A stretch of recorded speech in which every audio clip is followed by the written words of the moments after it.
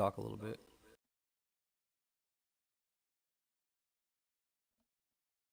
Yeah, you got to include it again.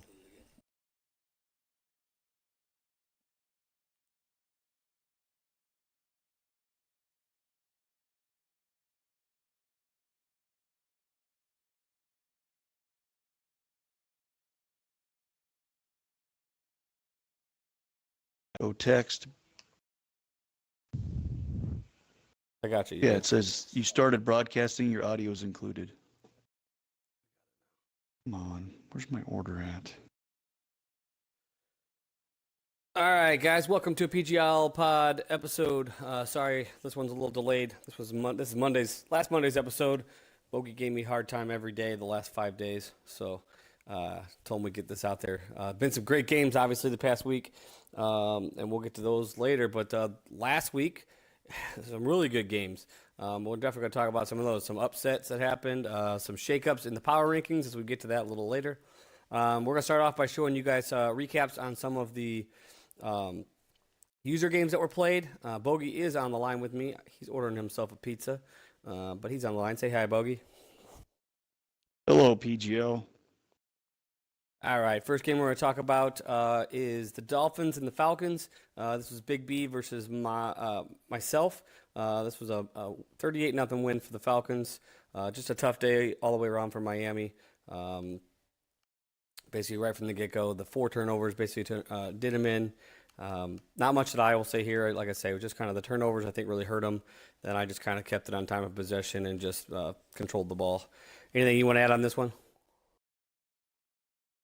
Yeah, I think you're right. Looks like your defense was pretty stout, held them to 155 total yards, less than 100 rushing, less than 100 passing. The 4 turnovers were huge, and you had the ball almost 7 minutes longer than he did. I'd say, yeah, the 4 picks cost him big time. Maybe Ryan Tannehill should take a seat and used to bring out the old vet and Jay Cutler and give it a shot and see how that goes. But just looks like turnovers was the reason this game got out of hand quick. Yep, like I say, it's been tough. I talked to Big B during this game, and just told him keep the head up. Just forget about this one and move on. So, speaking of moving on, our next user game that we had was matchup number 1, Bogey versus the Playmaker household. This one, Bogey pulls out the win in against Houston. This is Cleveland versus Houston. Bogey versus Awesome Bro, a 19-10 win. I know this was broadcast. I didn't get a chance to see it. Busy week for me, but looked like it was a good game. Looked like Texans definitely were able to move the ball a little bit. Looks like you guys both kind of back and forth. Looks like you had a tough time running the ball from what I'm seeing. So obviously you were able to overcome that. His turnovers look like, again, probably the biggest key to this game. He had 4 turnovers. You didn't have any. Obviously that probably played a big factor into this game. And same thing as my win, you had a little bit better time of possession, but obviously he was able to stay in there even with the turnovers. What you want to add about this game? Anything you want to say about Awesome Bro? Yeah, this game was a good game. This was tight. He did a really good job. His defense is really good. He does a good job with his user. He reads the defense. He plays his spot. It helps that he has J.J. Watt and Jadeveon Clowney, 2 super studs on defense. He's got Will Fork, I still think, is still on the D line. He's got good linebackers. He's just got a really stout defense that helps him out a lot. But he does a good job with his user, and he made it really tough for me to run. I tried to run the ball, wasn't really able to do much. I think it was 2 picks and two fumbles that cost him. I think he fumbled once and threw a pick once, like inside my 25-yard line. He definitely had at least 3 points. I think he might have had 3 turnovers that cost him at least a minimum of 9 points because he was in scoring position each time he turned it over, except maybe once that I can remember. But it was a really good game. It's a good kid. He's getting better every time he plays, and we're all in a lot of trouble if he keeps playing the game because his stick works pretty good and it's just getting better. Lamar Miller was a beast, and he was able to run out of shotgun, which I haven't seen a lot of guys be able to do. His O-line isn't the greatest, but he and I've got a pretty good defense, but he did a good job of spreading me out and running out of shotgun. Did a real good job with Watson, made pretty good reads. Um, just made a couple mistakes trying to throw the ball when he was scrambling and got hit. Wasn't able to slide once, I think, caused a fumble. But yeah, he's a good player. He's getting better, and his defense is stout. So he's definitely going to be tough to play for sure. Yep, the young guns are coming. All right, our next game here is user game. Here. The Steelers versus the Chiefs. This looks like it was a good one. Zeldo versus our newest member, Caffeine Junkie. 28-21 win for the Chiefs. Looking through on the box score here, looks like Pittsburgh jumped out to a lead, popping 14 points in the first quarter, just to see Kansas City come back with 14 in the second, as well as they had 7 in the first with the 21-14 lead at halftime. They built on that lead and were able to hold on with Pittsburgh trying to come back in the fourth quarter. Pretty even on the stats. Looks like neither one could run the ball great. Both passed it okay. Both threw the ball. Looks like they had some major turnovers, 7 total turnovers in the game. So there's definitely some problems there. Chiefs had a little bit better on the time of possession. But yeah, it looks like some turnovers probably led to back and forth. Most likely the Steelers obviously throwing late, having to do things. But, probably was a great battle. I don't know if this one was broadcast. Again, busy week for me. But did you get a chance to look in on these? I don't know if this was broadcast or not, but guys that say they don't know how to do it are just not trying. You hit the Xbox button, you scroll down the left side of your menu. There's this thing called Mixer at the bottom. You click over and you click on Broadcast Game, and then you click Start Game, Start Broadcast. It's pretty simple. You don't have to set anything up. But in relation to this game, I would like to have watched it. Both quarterbacks threw 3 picks apiece. Alex Smith completed 70% of his passes. Roethlisberger 59%. It looks like the run defense for both teams was pretty stout, but when you dig deeper into the box score and you look at the rushing, Chiefs tried to run. He ran the ball 24 times with Spencer Ware for 48 yards. Oh, yeah. So it looks like the Steeler run D was pretty stout. But when you got Le'Veon Bell and he only gets eight attempts rushing the ball for 56 yards, popping seven every carry, that's not enough carries. But he had 3 receptions for 8 yards. So, best player on your team, in my mind, most versatile player gets 11 touches. That's the problem with Pittsburgh's not being able to run the ball. It's just I don't think he's doing enough attempts. But like I said, I couldn't see the game, didn't see it, so it's hard to see what the flow of the game was. But like I've always said, I think Zeldo gives up on the run a little too early if he's struggling. But it looks like this was a pretty good game. Would have been nice to watch this one. So could be a potential rematch in the playoffs as well. Yeah, definitely. These are good games, and great catch there on, Bell only getting 8 carries, and he rushed well 56 yards, on those carries. So, and although as you look a little further, I don't know if you went in further detail even on those 8 runs, he had 56 yards. His longest run of the day was 66 yards, which means the other 7 were negative 10 yards. Maybe that's why he wouldn't run. There you go, Kansas. There you go. Kansas City defense is good. All right, let's see. What do we got next here? Giants, Broncos. There we go. Giants and the Broncos. Yeah, this is another one of our new owners this year. Been around since the beginning, though. Bones56. He started off slow, but looks like he's starting to come to his own.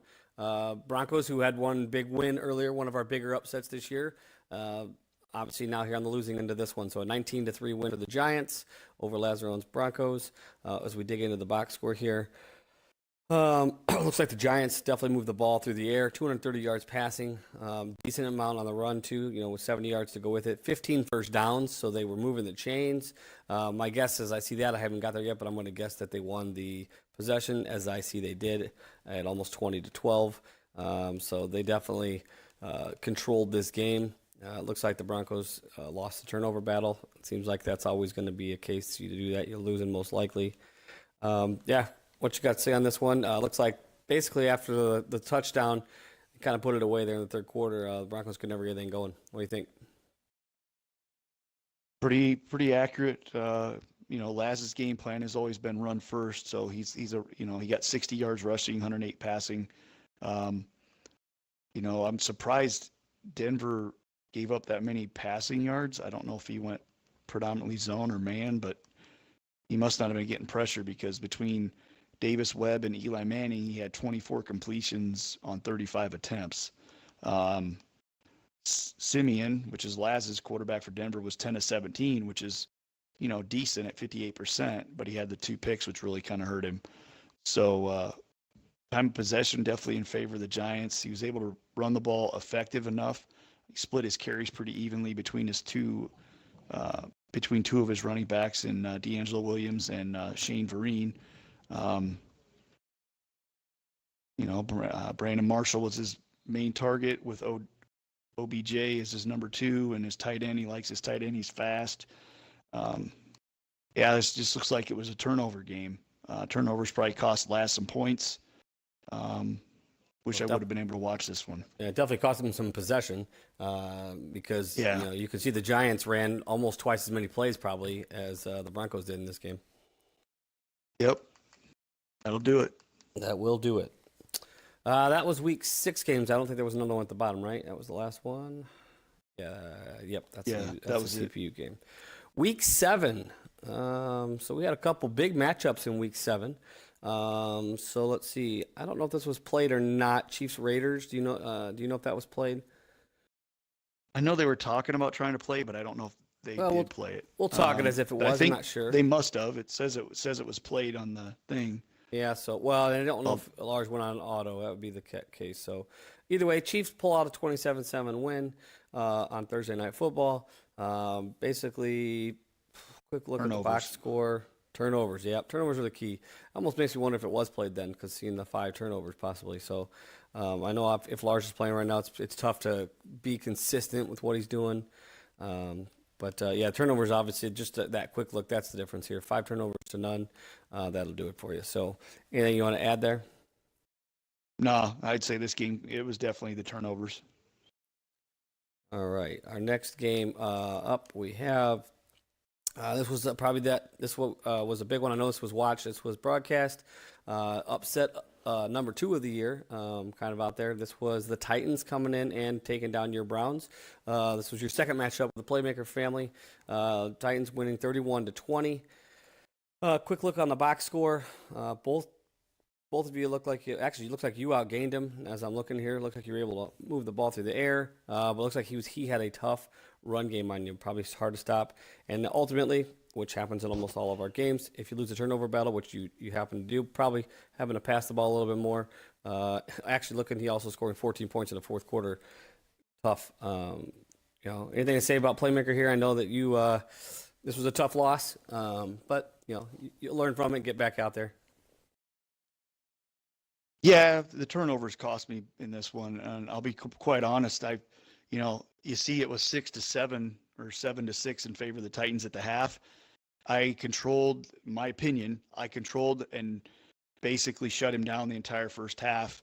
He scored with very little time left.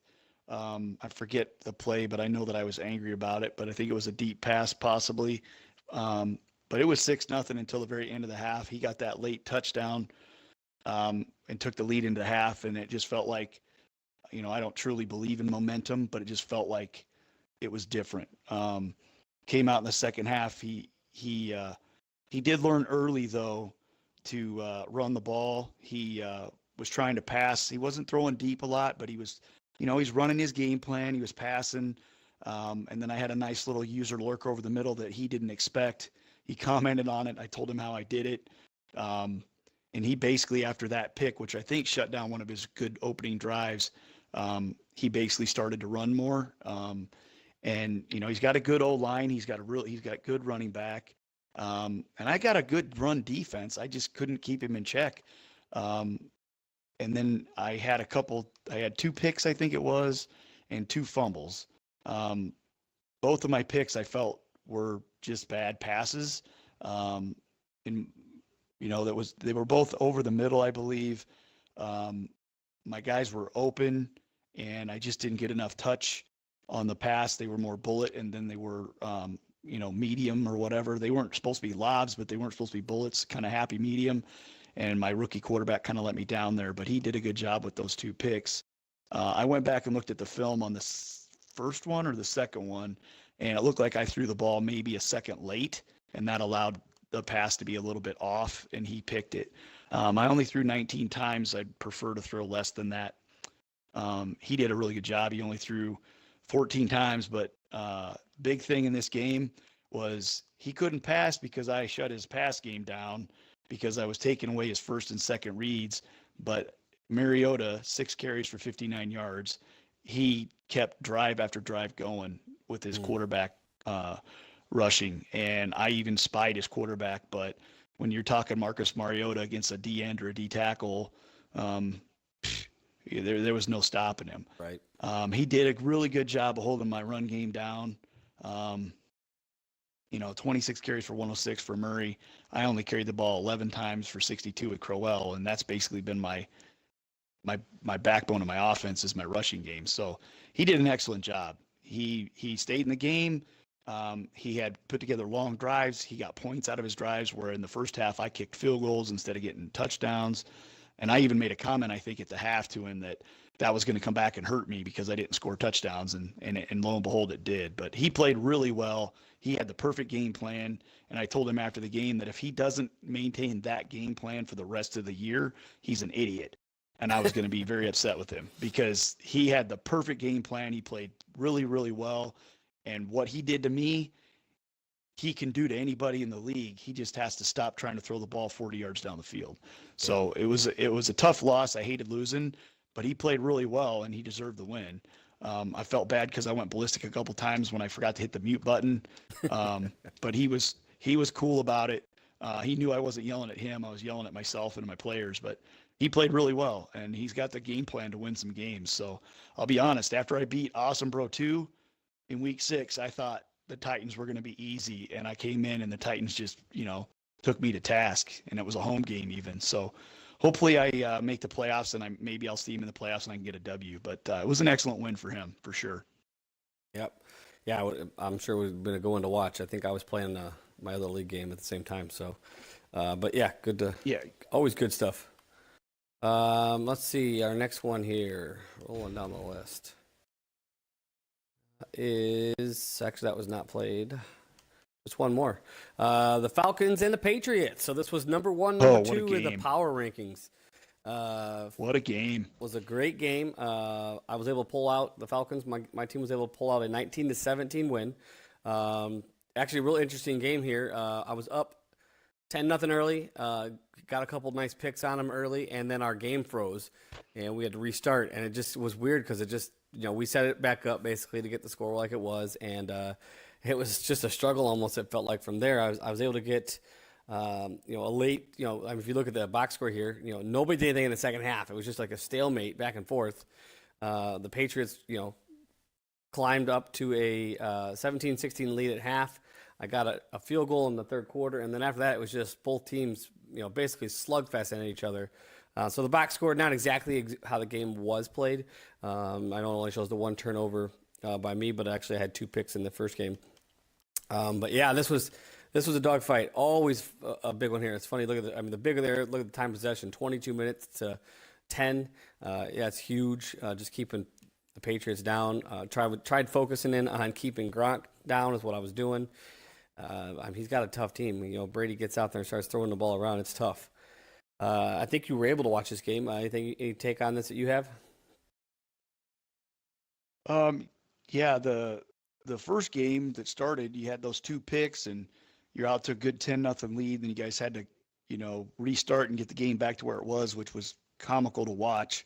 The box score is not indicative, but once you guys got back to where you were, it was, like you said, it was a slugfest. Neither one of you could really run the ball. You both had good defenses. The key was you took Gronk away. Gronk is leading the league in receptions, I believe. He's targeted probably 10 times a game. He did drop a couple tight squeeze passes, Gronk did, which he doesn't usually do. He has probably 94, 95 catching traffic. At least he did in Man 17 when I a slugfest, and it was a tight game. And that one possession, it could have went either way, and it could be a Super Bowl preview. To be honest, it was a good game. Both of you guys played really well. Both of you made defensive adjustments. Yeah, it was tough. It was a good game to watch. It would have been nice to watch it without that interruption, but definitely a good game to watch. Both guys made adjustments, and neither one of you could really run the ball. So it was who was going to make mistakes, and you got that field goal and you shut him down late. So it was a good game.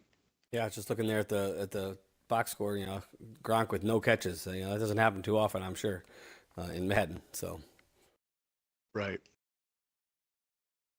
Games. Let's take a quick look at the standings, and then we're going to give you guys the power rankings because we know that's what you really want to listen to this for. Standings as we roll through. AFC North. Browns still up in front, 7-1, with a 2-game lead on the Steelers and the win in hand over the Steelers. They play once more this season, so obviously a big game. Going to stay in the hunt to get in the playoffs. AFC South.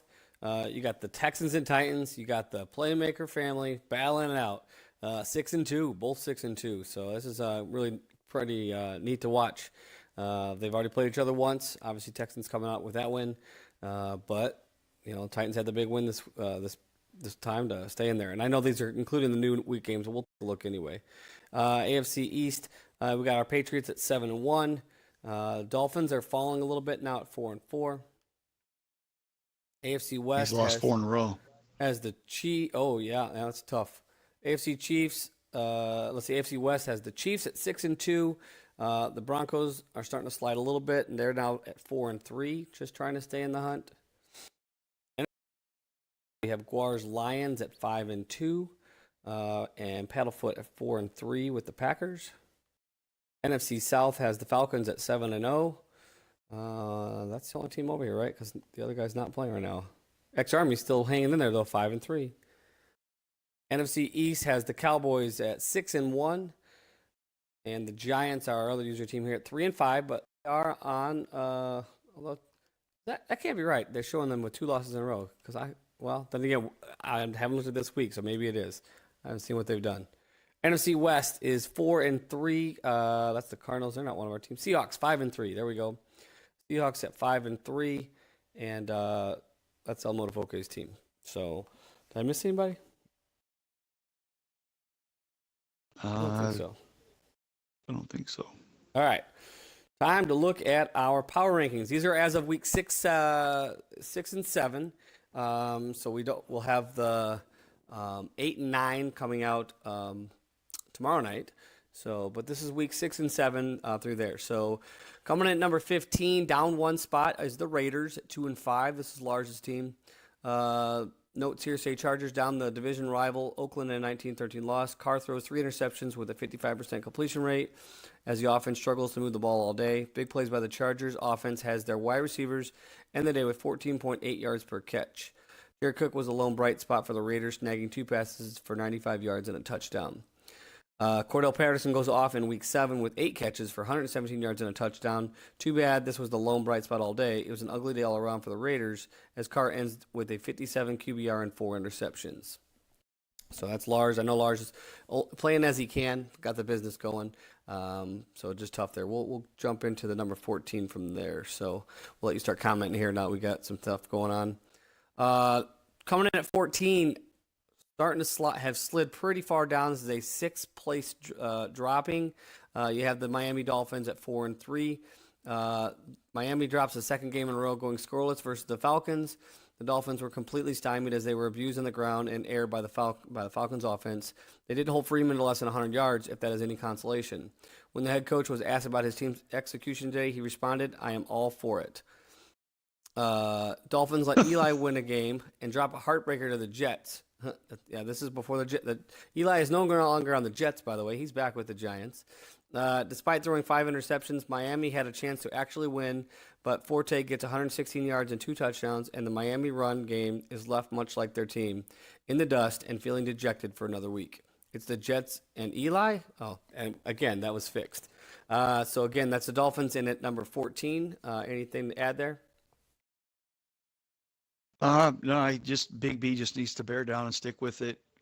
Take what the CPU gives him, or take what his opponent gives him, and not try to do too much. Run the ball and play sound defense. He'll be all right. All right, coming in at number 13, the Steelers at 3-3 move up 2 spots. The Steelers continue their free fall as they abandon the run game in Week 6. After 8 attempts for 56 yards and 1 rushing touchdown, the offense stops running and places hope in Big Ben's old broken down arm.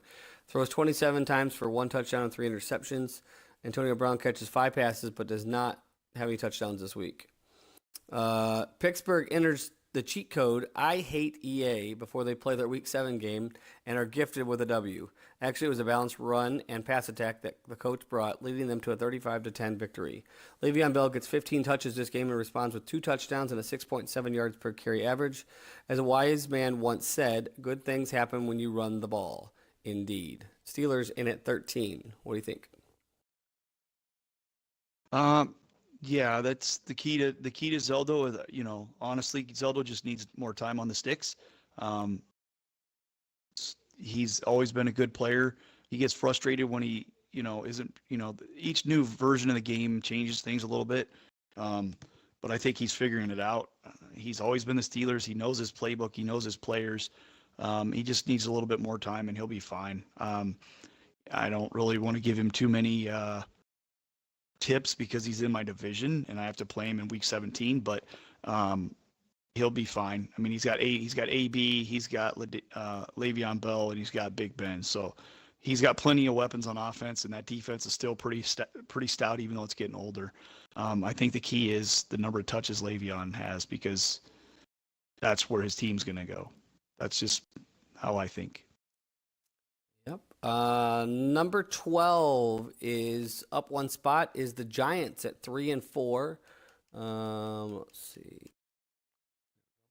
Look out, NFC. The Giants win 3 in a row. The Giants defense holds the Denver offense to 0 touchdowns and forced Trevor Siemian to throw it 17 times. Final QBR of 37.9 and 3 total points ended the day. Giants announced the official retirement of Eli, who is no longer allowed back in the building. Not true, but Giants play well versus a top-flight Seattle defense. They nearly matched the Giants score for score, but ultimately was undone by their lack of third down conversions. This team has been a good flow on offense, just needs to upgrade defense performance. A wild card spot could still be open this early in the season. Giants in at number 12. That's probably about where they need to be. Just more time in the game, getting used to it, and playing against the users, and and just knocking off the computer as you get it and playing effectively against your users. It's all about chasing down the Cowboys at this point, trying to get a wild card for that division. All right. Coming in at number 11 is the Green Bay Packers, who fall 1 spot, now at 4-3. Pack drop a heartbreaker to division rival Minnesota in Week 6. Rodgers throws 5 interceptions to 4 different Viking players. Latavius Murray walks all over the Packers' run defense, 21 carries for 134 yards and 2 touchdowns. Meanwhile, Ty ends the day with only 7 attempts, but a 9.6 yards per carry average. Fans and media are critical of 37 pass attempts and only 12 rushing attempts. Next game, Green Bay gets the win over New Orleans by converting 8 third downs, putting up 621 total yards of offense. The Packers outduel Drew Brees for a 1-point win. Green Bay could not afford to drop 2 games in a single week, as they are now hunt. Packers in at number 11. Yeah, the key to the Packers might be bumping it to all Madden. Nah, just kidding. That's a little poke. That's a little poke at Paddle. No, I'm just kidding, Paddle. The first week that you talked about with the 37 pass attempts, 12 rushes, I think it was, that sounds like the real life Packers. Needs to find a run game, needs to be consistent with his run game. If he's able to do that, he's going to be a lot tougher. He's got the weapons on offense. That defense isn't as bad as people say it is. It's got some playmakers there as well. I think it's just a matter of, adjusting to the gameplay and being consistent and balanced on offense. All right. Coming in at number 10 is the Houston Texans. Texans at What? 4-2, drop 6 spots. No passing touchdowns for Watson and more fumbles than interceptions than first downs. Lamar Miller keeps hope alive with 107 yards on 15 attempts, but in the end, turnovers doom Houston. In the bye week, Houston learns what right trigger plus X means. Texans wait 1 week to play and will face Seattle after the advance. This will make a great test of the Texans' offense and check to see if they've learned anything from their head-to-head with Cleveland. Texans falling 6 spots to number 10. What do you think? I think that's pretty harsh. The kid, he loses to the number 3 rated team, drops 6 spots to 10. And that because I lost my week 7 game, that I'm probably 8th or 9th. That's pretty freaking harsh in my opinion. And it's his kid. Texans are still a top 6 team in my book. They'll be right back up there in the top 5 probably at the end of the season.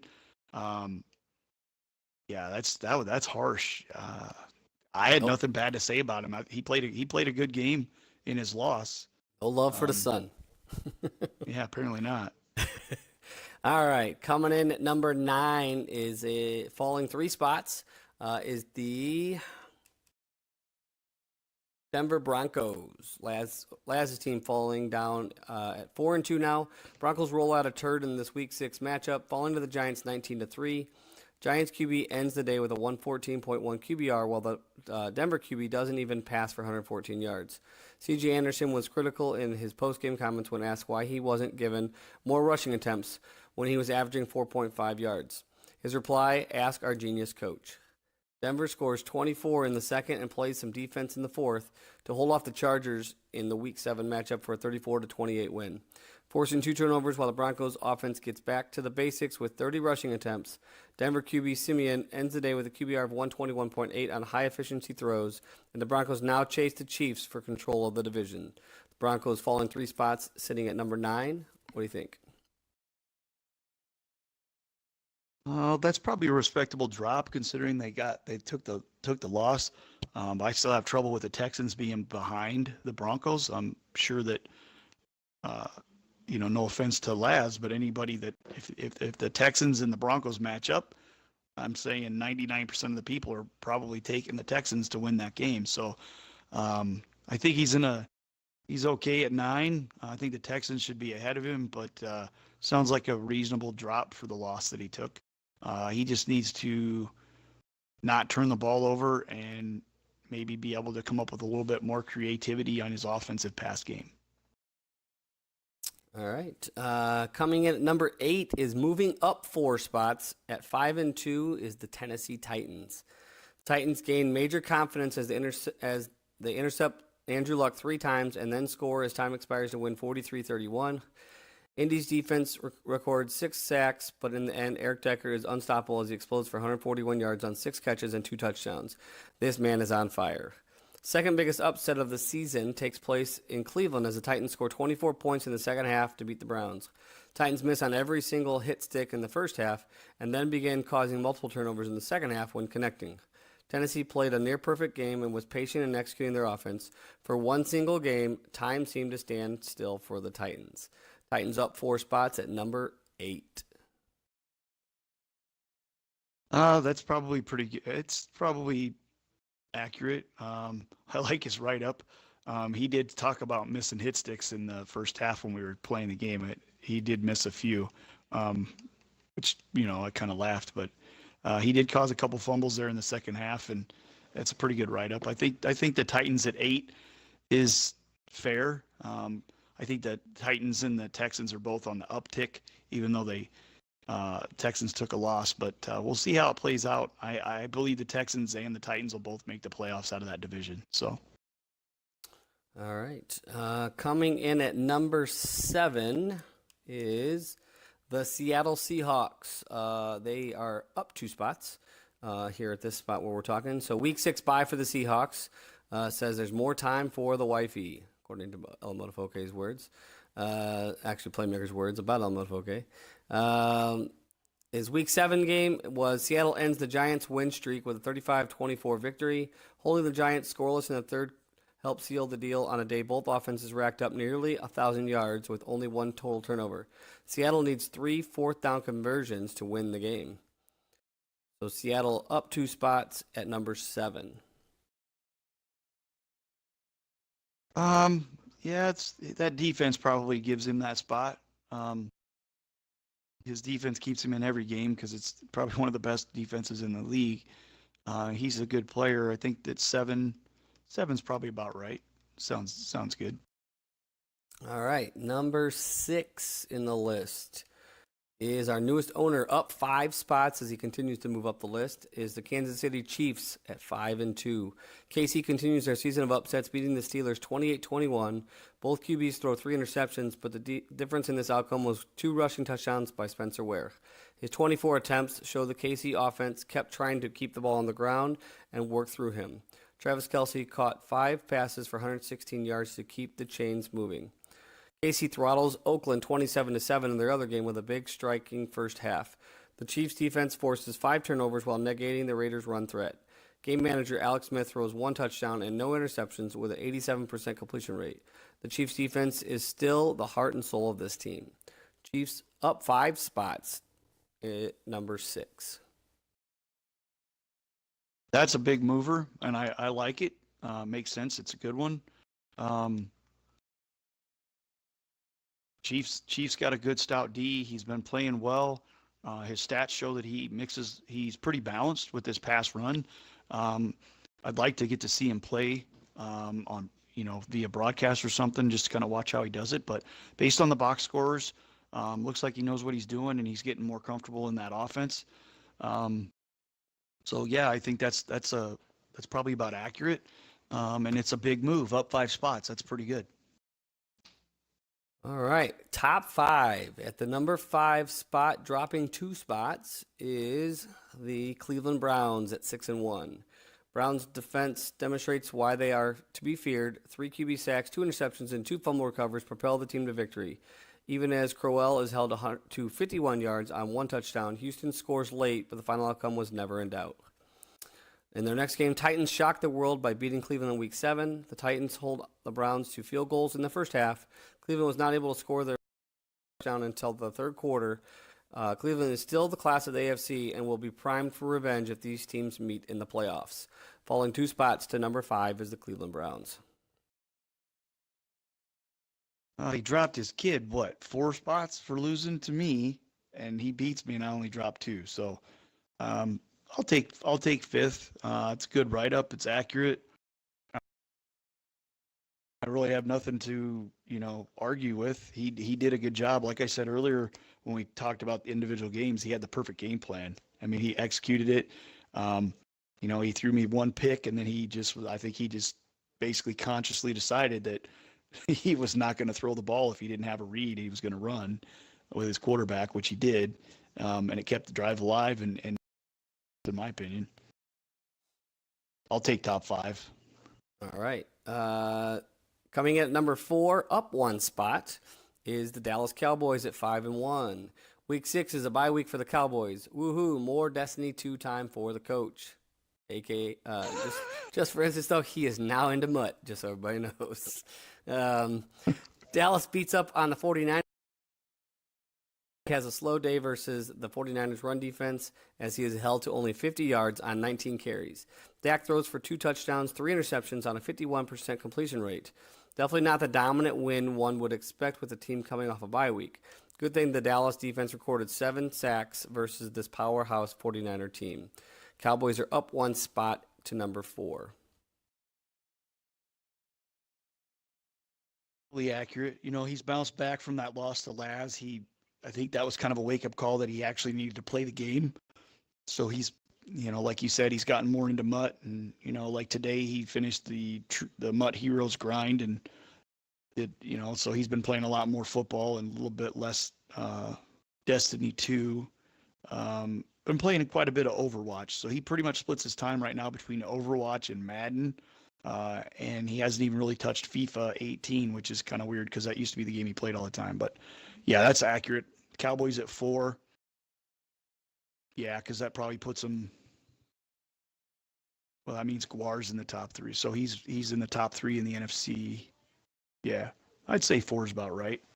He's definitely one of the top 3 players, 3 or 4. And right on cue takes us to our number 3 team, who jumps into the top 5 all the way up to number 3, moving up 4 spots, is the Detroit Lions. Squar's team. The Lions secure a win in Week 6 over the Saints.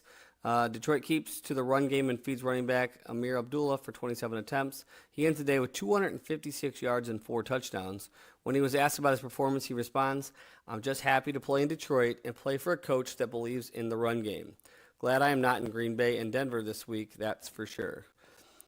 Week 7 bye, and then there was a Week 7 bye for the Lions. So the Lions leaping up to the number 3 spot. What do you think? Yeah, I think Guar's always a top 5 guy. Once he starts playing the game and figuring it out, he's always been tough to beat for me. Cowboys will probably disagree with me because he's at 4 and Guar's at 3. But yeah, I think that's probably accurate. Guar's going to be tough. I believe he's.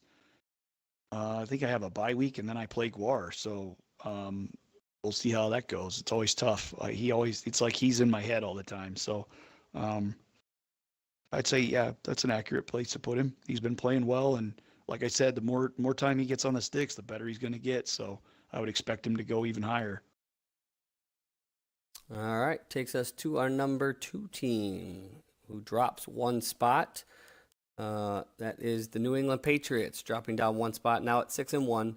The Pats throttled the Jets 45-14 in Week 6, passing 4 touchdowns by Brady with 3 going to Gronk.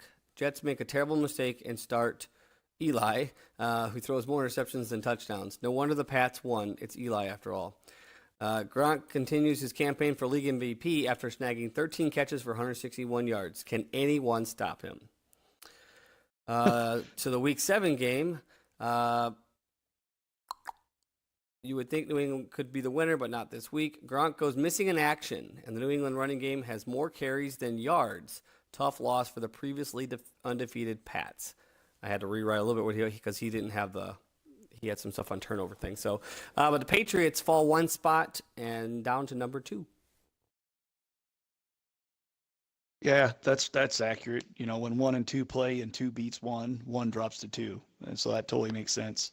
There's no reason Touch should be outside of the top 3 for sure, probably top 2 with the team that he has. So that's definitely accurate. And that takes us to our number 1. So the Falcons move up 1 spot to number 1 at 6-0. Falcons make it look too easy, taking command early on. Another 158.3 day for Ryan. He leads the league in perfect games and overall quarterback ranking.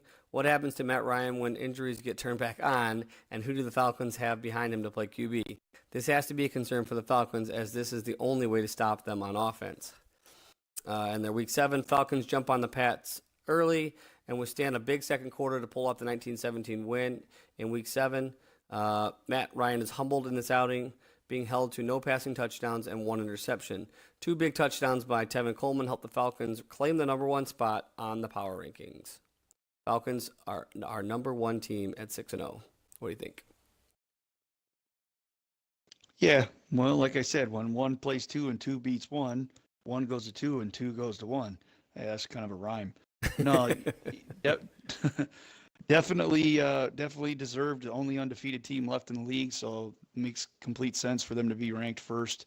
And this way you can stop sending me all those private messages complaining about being ranked second. No, I'm just kidding. Whatever.